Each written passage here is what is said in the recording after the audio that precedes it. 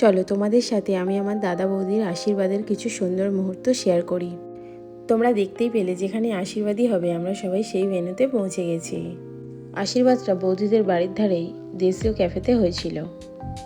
আমাদের বাড়ি থেকে 5টা গাড়ি করে মোট আমরা 21 জন গেছিলাম। এখানে সবাই টিফিন দেওয়ার জন্য ফ্রুটস কাটছে। এই যে চলে এসেছে আমার মিষ্টি বৌদি ভাই। বৌদি ভাই এসেই জেঠুদের কাকাদের বাড়ির সবার থেকে আশীর্বাদ নিয়ে নিল। দিনটা ছিল 23শে এপ্রিল, বৃহস্পতিবার। সেদিন প্রচণ্ড পরিমাণে গরম পড়েছিল। আর এখানে আমরা একটু ফটো ভিডিও এইসব শ্যুট করে নিচ্ছিলাম। বৌদিদের বাড়ি থেকে একটা বড় রুই মাছ, অনেক মিষ্টির ট্রে এসেছিল। এখানে সবাইকে বিভিন্ন রকমের ফল, মিষ্টি এইসব টিফিন দেয়া হয়েছিল। প্রচণ্ড গরমে আমাদের সবার তো নাজেহাল অবস্থা হয়ে গেছিল। এবার শুরু হবে সকলের একে একে আশীর্বাদ করার পালা। এই যে উনি আমাদের কুলপুরোহিত। আর আমরা এখানে একপাশে বসে বসেই ভিডিও শ্যুট করছিলাম প্রচণ্ড গরমের জন্য। আর আমার ছেলে তো মামার বিয়েতে ভীষণ আনন্দ করছিল। আর এখানে বড় জেঠু দাদা বৌদিকে আশীর্বাদ করছিল, আর মানিকের টুপুস করে বসে পড়ল বৌদি ভাইয়ের কোলে। জেঠু ওদেরকে জল মিষ্টি খাইয়ে দিচ্ছিল। আর আমরা 3 বোন এদিকে গল্প করতেই ব্যস্ত। আশীর্বাদের জায়গাটা কিন্তু ভীষণ সুন্দর করে সাজিয়ে দিয়েছিল। আর আমার বাবু এদিকে প্রদীপের তাপ নিয়ে নিজের মাথায় দিয়ে নিল। আসলে প্রত্যেক দিন ওর মাথায় আমি প্রদীপের তাপ দিয়ে দিই, তো তাই দেখেই শিখে গেছে। এবার আমার জেঠু দাদা বৌদিকেও দিয়ে দিল প্রদীপের তাপ। এর সঙ্গে আমার ছোট্ট সোনাটাকেও প্রদীপের তাপ দিয়ে দিল। আর এদিকে তোমাদের দাদাভাই গেছিল মানিকে বৌদি ভাইয়ের কোল থেকে নিয়ে নিজেদের কাছে আনার জন্য। কিন্তু ও তো নাছোড়বান্দা, কিছুতেই নতুন মামির কাছ থেকে আসবে না। আশীর্বাদ কমপ্লিট হতে হতে প্রায় 3টের বেশি হয়ে গেছিল। ক্যাফেটা কিন্তু দারুণ ছিল, কিন্তু আমাদের এই গরমে ভীষণ অস্বস্তি হচ্ছিল, যেহেতু ওটা রোডের একদম পাশেই তো। এদিকে এবার আমার মেজ জেঠু আশীর্বাদ করতে চলে এলো। এবার একে একে বাকিরা সবাই আশীর্বাদ করে নেবে। এখন ছোট পিসিমশাই আশীর্বাদ করে নিচ্ছে। আরও অনেকেরই যাওয়ার কথা ছিল, কিন্তু তারা বিশেষ কারণে যেতে পারেনি, যেহেতু ভোটের সময় তো তাই।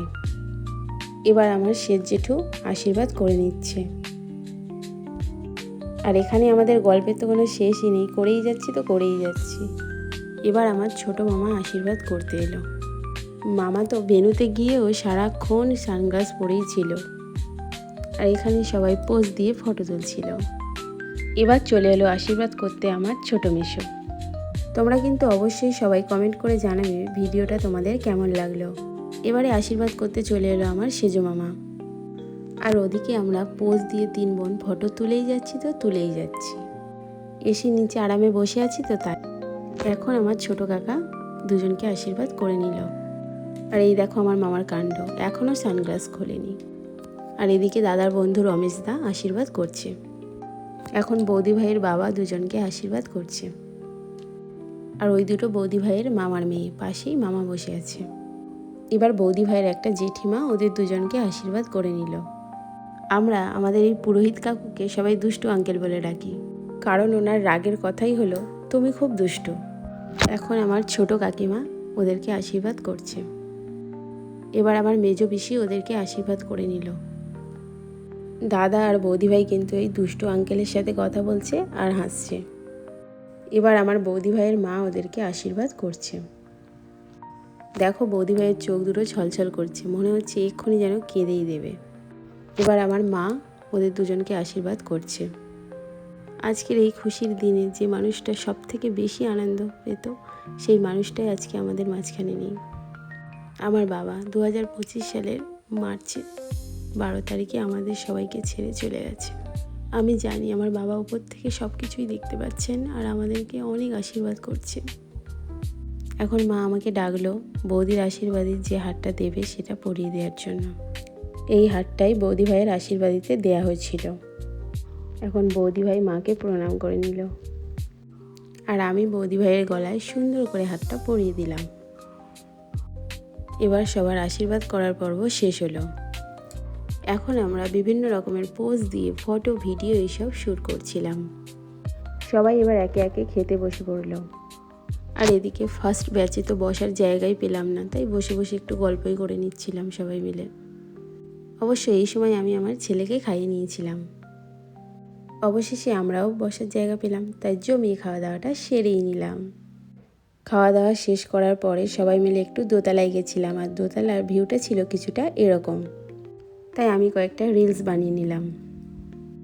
এখানে তোমাদের দাদা ভাই, আমার ছেলে সবাই মিলে আমরা বসে আইসক্রিম খাচ্ছিলাম আর ভিউটা এনজয় করছিলাম। তোমরা দেখতেই পাচ্ছ ভিউটা কি দারুণ ছিল। একটু পরেই সন্ধ্যা হবে, তো ওই জন্য দারুণ হাওয়া দিচ্ছিল কিন্তু। আর এখানে আমার দাদা আর বৌদি ভাই দুজনে মিলে ফটো ভিডিও এইসব শ্যুট করছিল। এখান থেকে আমরা বৌদি ভাইদের বাড়িতে গেছিলাম, আর ওখানে গিয়ে আমরা কিছুক্ষণ বসে সবার সাথে গল্প টল্প করে নিলাম। এখানে সবাইকে কোল্ড ড্রিঙ্কস খেতে দিয়েছিল। আমার এই ভিডিওটা যদি তোমাদের ভালো লেগে থাকে তো প্লিজ লাইক, শেয়ার, সাবস্ক্রাইব করে দিও। তাহলে ভিডিওটা এখানেই এন্ড করছি। তোমাদের সাথে দেখা হচ্ছে অন্য আরেকটা নতুন ভিডিওর সাথে। ততক্ষণের জন্য বাই।